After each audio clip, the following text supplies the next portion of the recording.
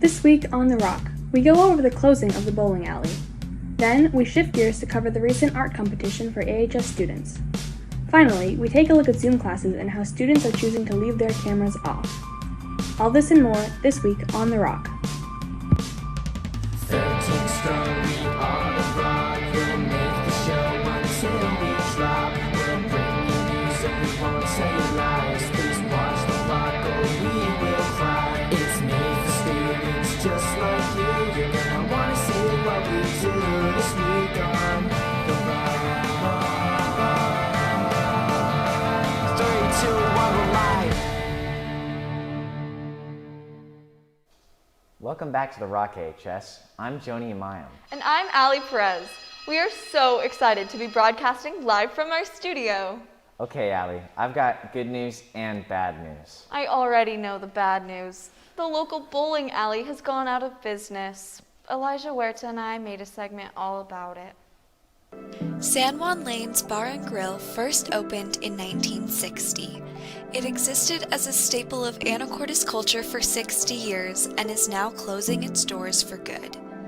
The new buyers will be replacing the family joint with something else that is unannounced to the public. Daryl and Teresa Wainman decided to buy San Juan Lanes in 2010 because it had been a place their family enjoyed whenever they came to Anacortes. Although it was difficult at first to jump into the bowling alley and restaurant business, they say they had tons of help along the way. Loretta Brokaw, Ken Markle, and Jose Villegas are just a few of their staff members who had already been at San Juan Lane for years and were able to show them the ropes. When they relocated from Los Angeles to Anacortes to run the bowling alley, everyone welcomed them with open arms, and many loyal customers became friends.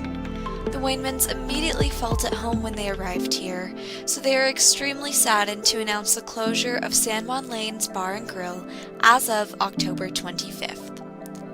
Teresa says the closing was a cause of a few factors: restaurant competition, difficulty and expensive labor, declining bowling industry, and of course, the pandemic. But while this era in Anacortes is coming to an end, they are forever grateful for the community supporting them along their journey. They will miss hosting the Special Olympics, bowling tournaments, and birthday parties, among other events. Daryl says it was a lot of fun, but he is ready to experience life outside of running the business. This restaurant bowling alley brought the community together in many different ways and will truly be missed. From the Rock at Anacortes High School, I'm Ali Perez. It's such a bummer. I remember going to birthday parties there as a kid. I could use that good news now, Jonah.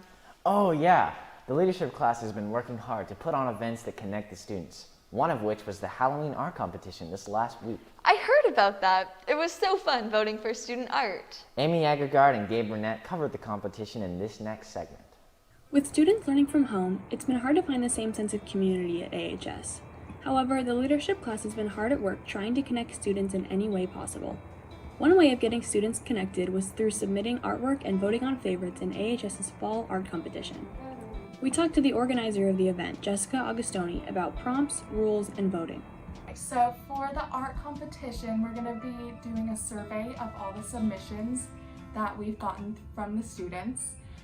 It'll be a whole school survey, and it'll have their grade next to it as well. And so the winner of the competition will have points that are going to go into the overall Halloween activities.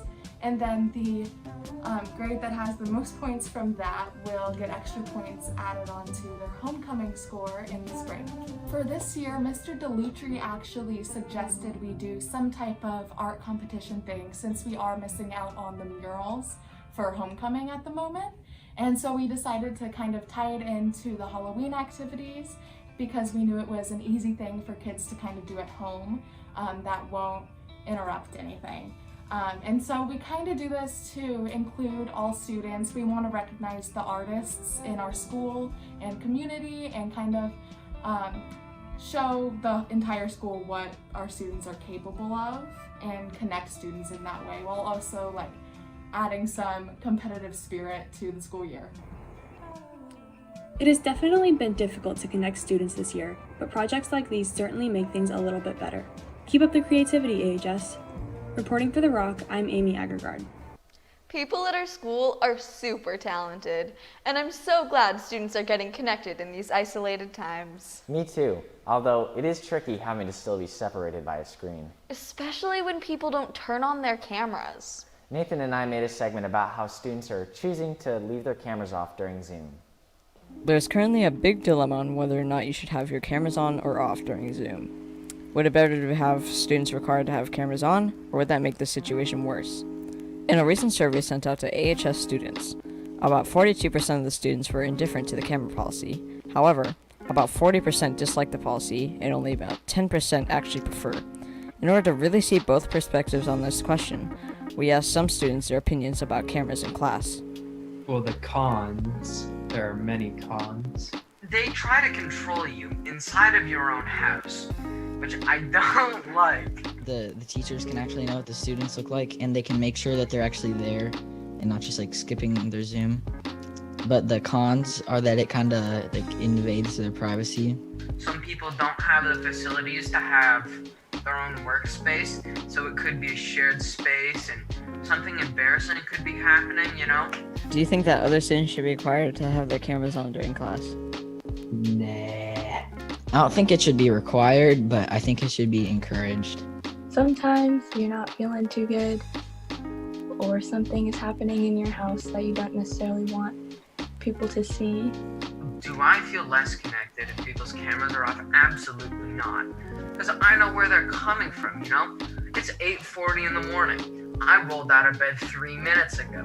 Definitely in the breakout rooms. In the main session, it doesn't really matter. But I think that as long as people are like speaking when they're supposed to, that's like what really matters. Sometimes I'll just turn my camera off and go lay down in bed because I'm tired.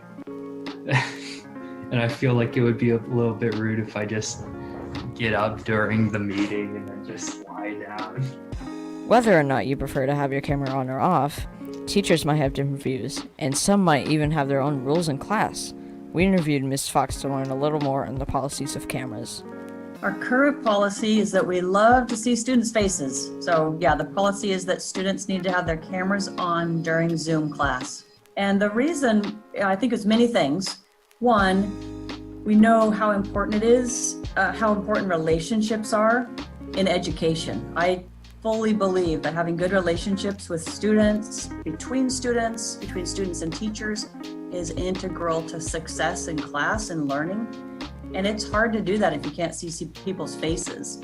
Teachers are able to make exceptions to that rule, but the students have to reach out to the teacher. They have the ability to make that decision at their discretion because there are reasons. I mean, I think all the teachers and staff understand that there really can be some reasons why having your camera on is difficult. The COVID pandemic world is certainly different. And there are definitely reasons to make exceptions to other things too, just to life in general. It's tough. In conclusion, the policy currently in place is a necessary standard for teachers to be able to communicate and connect with their students. If you still have issues leaving your camera on during Zooms, it is possible to reason with your teacher. Otherwise, good luck on your future Zooms. This has been Nathan Morgan reporting from The Rock. Well, that wraps up our show for today. Thanks for tuning in. If you have any questions, comments, or concerns, please email them to therock@asd103.org. We always love to hear your input. With that, I'm Ali Perez. And I'm Joni Amayam. And from our rock to yours, have a great day, AHS.